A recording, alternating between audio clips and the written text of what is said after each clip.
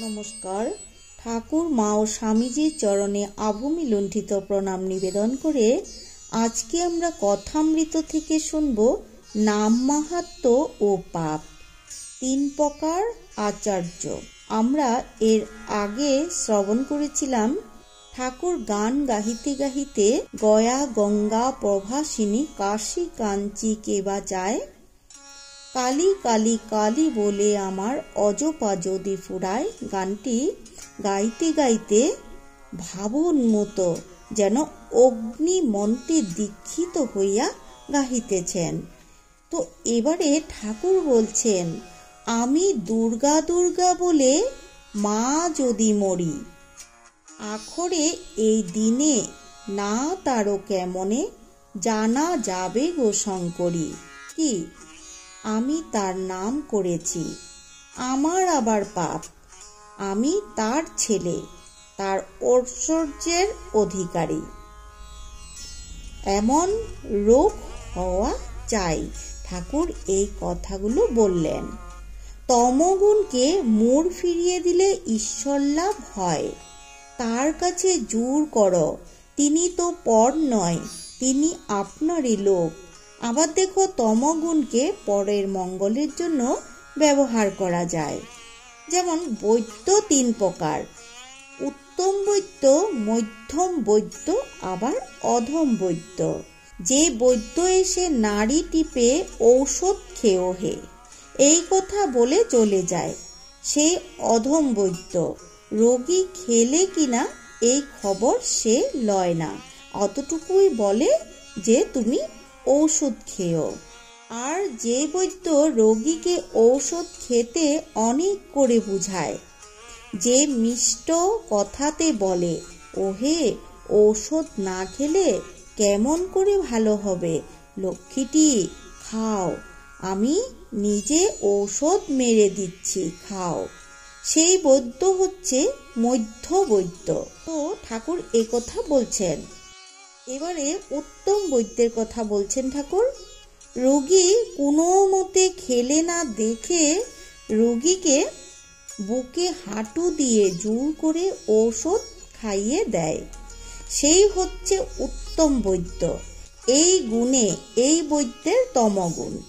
এই গুণে রোগীর মঙ্গল হয়, অপকার হয় না। বৈদ্যের মতো আচার্যও 3 প্রকার। ঠাকুর বৈদ্যের সঙ্গে আবার আচার্যদের কথাও বলছেন। আচার্য 3 প্রকার।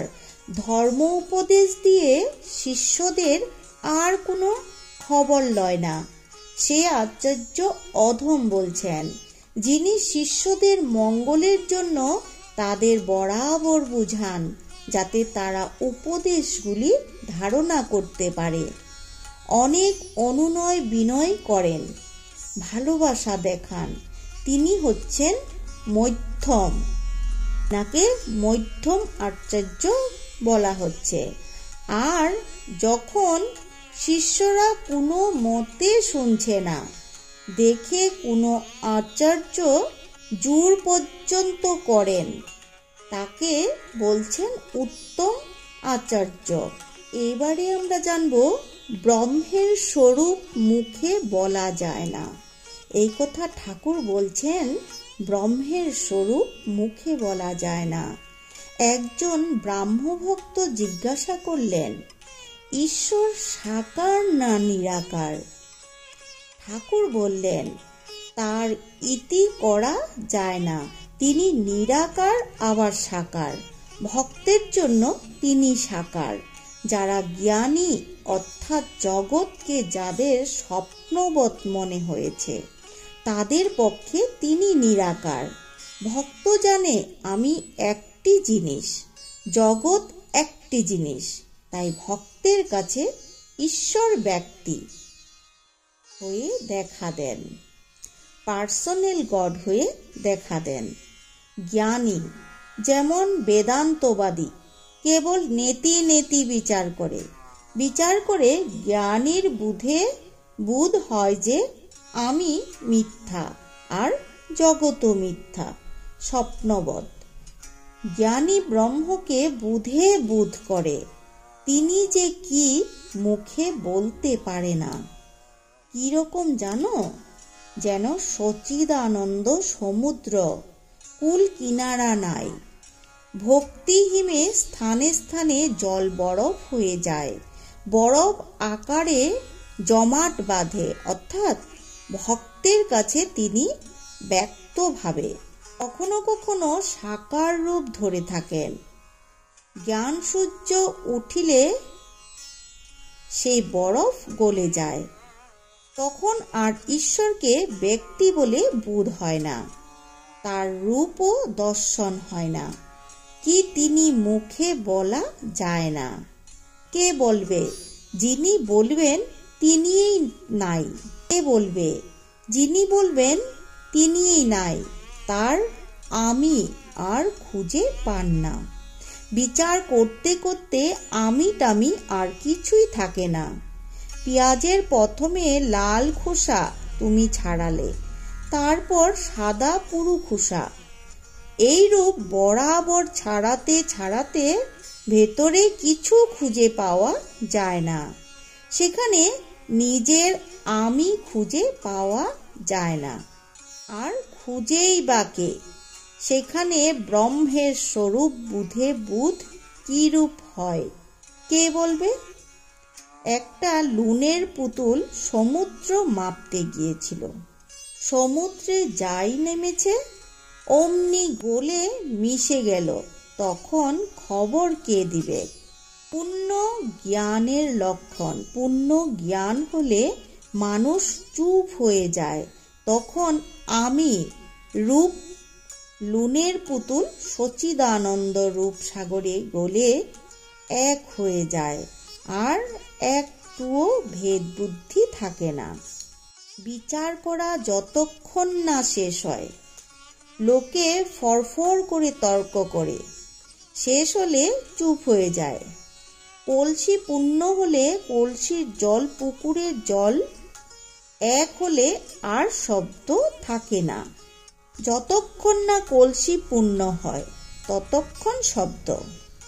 আগেকার লোকে বলতো কালা পানিতে জাহাজ গেলে ফেরে না। এবারে আমি কিন্তু যায় না। আমি আমি মোলে ঘুচিবে জঞ্জাল হাস্য। হাজার বিচার করো আমি যাই না। তোমার আমার পক্ষে ভক্ত আমি, এই অভিমান ভালো। ভক্তের পক্ষে সগুণ ব্রহ্ম, অর্থাৎ তিনি সগুণ একজন ব্যক্তি হয়ে রূপ হয়ে দেখা দেন। তিনি প্রার্থনা শুনেন। তোমরা যে প্রার্থনা করো তাকেই করো। তোমরা বেদান্তবাদী নও, জ্ঞানীও নও, তোমরা ভক্ত। সাকার রূপ মানো আর নাই মানো এসে যায় না। ঈশ্বর একজন ব্যক্তি বলে বোধ থাকলেই হলো। যে ব্যক্তি প্রার্থনা শুনেন, সৃষ্টি স্থিতি প্রলয় করেন, যে ব্যক্তি অনন্ত শক্তি, ভক্তি পথেই তাকে সহজে পাওয়া যায়। এবারে বলছেন ঈশ্বর দর্শন, সাকার না নিরাকার। একজন ব্রাহ্ম ভক্ত জিজ্ঞাসা করলেন, মহাশয়, ঈশ্বরকে কি দেখা যায়? যদি দেখা যায় আমরা দেখতে পাই না কেন? তখন ঠাকুর রামকৃষ্ণদেব বললেন, হ্যাঁ, অবশ্যই দেখা যায়। সাকার রূপ দেখা যায়, আবার অরূপও দেখা যায়। তা তোমায় বুঝাবো কেমন করে? ব্রাহ্মভক্ত আবার বললেন, কি উপায়ে দেখা যেতে পারে? ঠাকুর বললেন, ব্যাকুল হয়ে তার জন্য কাঁদতে পারো? লোকে ছেলের জন্য, স্ত্রীর জন্য, টাকার জন্য এক ঘটি কাঁদে, কিন্তু ঈশ্বরের জন্য কে কাঁদছে? যতক্ষণ ছেলে চুষি নিয়ে ভুলে থাকে, মা রান্না বান্না বাড়ির কাজ সব করে। ছেলের যখন চুষি আর ভালো লাগে না, চুষি ফেলে চিৎকার করে কাঁদে। তখন মা ভাতের হাঁড়ি নামিয়েই দূর দূর করে এসে ছেলেকে কুলে লয়। ব্রাহ্মভক্ত আবার জিজ্ঞাসা করলেন, মহাশয়, ঈশ্বরের স্বরূপ নিয়ে এত নানা মত কেন? কেউ বলে সাকার, কেউ বলে নিরাকার, আবার সাকারবাদীদের নিকট নানা রূপের কথা শুনতে পাই, এত গন্ডগোল কেন? তখন ঠাকুর বললেন, যেই ভক্ত যেই রূপ দেখে সে সেই রূপ মনে করে, বাস্তবিক কোনো গন্ডগোল নাই। তাকে কোনো রকমে যদি একবার লাভ করতে পারা যায় তাহলে তিনি সব বুঝিয়ে দেন। সেই পাড়াতেই গেলে না সব খবর পাবে কেমন করে? তবে একটা গল্প শোনো। এবারে ঠাকুর একটি গল্প শোনালেন। একজন বাজ্যে গেছিল। সে দেখলে যে গাছের উপর একটি জানোয়ার রয়েছে। সে এসে আর একজনকে বললে, দেখো, অমুক গাছে একটি সুন্দর লাল রঙের জানোয়ার দেখে এলাম। লোকটি উত্তর করলে, আমি যখন বাজ্যে গিয়েছিলাম আমিও দেখেছি। তা সে লাল রং হতে যাবে কেন? সে যে সবুজ রং।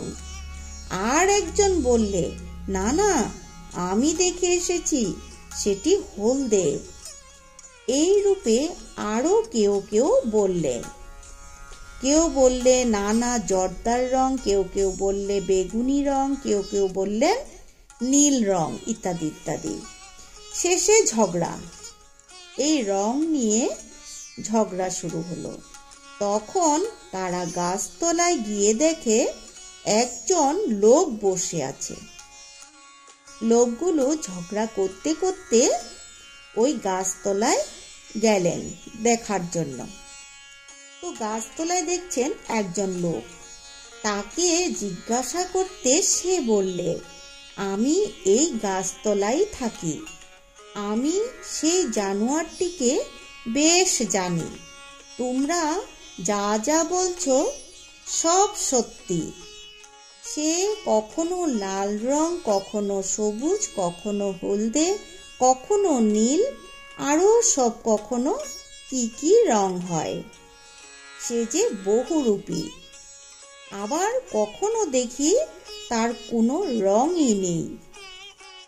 কখনো সগুণ, কখনো নির্গুণ। অর্থাৎ যেই ব্যক্তি সদা সর্বদা ঈশ্বর চিন্তা করে সে জানতে পারে তার স্বরূপ কি। সেই ব্যক্তি জানে যে তিনি নানা রূপে দেখা দেন, নানা ভাবে দেখা দেন। তিনি সগুণ, আবার তিনি নির্গুণ। যেই গাছতলায় থাকে সে জানে যে বহুরূপীর নানা রং, আবার কখনো কখনো কোনো রঙই থাকে না। অন্য লোক কেবল তর্ক ঝগড়া করে কষ্ট পায়। ঠাকুর আরো বলছেন, কবির বলতো, নিরাকার আমার বাপ, সাকার আমার মা। ভক্ত যেই রূপটি ভালোবাসে সেই রূপেই তিনি দেখা দেন। তিনি যে ভক্তবাৎসল। পুরাণে আছে, বীর ভক্ত হনুমানের জন্য তিনি রাম রূপ ধরেছিলেন। এবারে আমরা জানব কালী রূপ ও শ্যাম রূপের ব্যাখ্যা। অনন্ত কে জানা যায় না।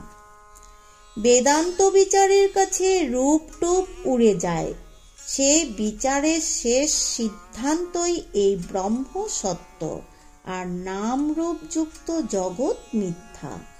যতক্ষণ আমি ভক্ত এই অভিমান থাকে ততক্ষণে ঈশ্বরের রূপ দর্শন আর ঈশ্বরকে ব্যক্তি বলে বোধ সম্ভব হয়। বিচারের চোখে দেখলে ভক্তের আমি অভিমান ভক্তকে একটু দূরে রেখেছে। কালীরূপ কি শ্যামারূপ 14 পুয়াই কেন? দূরে বলে সূর্য ছোট দেখায়, কাছে যাও তখন এত বৃহৎ দেখাবে যে ধারণা করতে পারবে না। আবার কালীরূপ কি শ্যামরূপ, শ্যামবর্ণ কেন? সেও দূর বলে, যেমন দিঘির জল দূরে থেকে সবুজ দেখা যায়।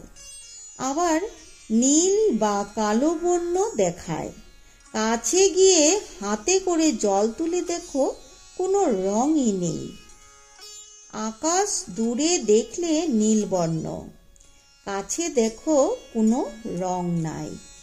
তাই বলছি, বেদান্ত দর্শনের বিচারে ব্রহ্ম নির্গুণ, তার কি স্বরূপ তা মুখে বলা যায় না।